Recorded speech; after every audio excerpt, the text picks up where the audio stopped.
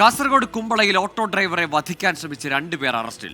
പെർവാട് സ്വദേശി ഹബീബ്, മംഗലാപുരം ബീരി സ്വദേശിയായ അഹമ്മദ് കബീർ എന്നിവരാണ് കുമ്പള പോലീസിന്റെ പിടിയിലായത്. അരുൺ പാറക്കലുണ്ട് കാസർഗോഡ് നിന്ന് വിവരങ്ങളുമായി. അരുൺ, എന്നാണ് ഈ സംഭവം ഉണ്ടായത്? ഈ പ്രതികളെ എവിടെ നിന്നാണ് പിടികൂടിയത്?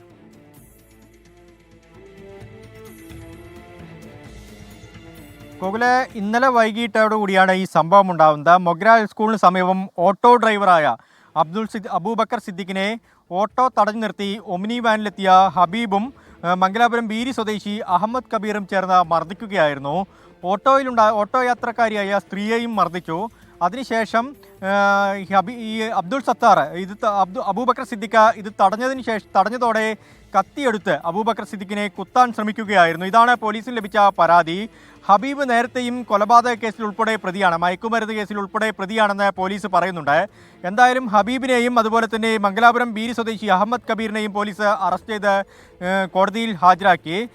ഇവർ വ്യക്തിവൈരാഗ്യമാണ് ഈ ഒരു അക്രമത്തിന് കാരണമെന്നാണ് പോലീസ് പറയുന്നത്. ഗോകുൽ.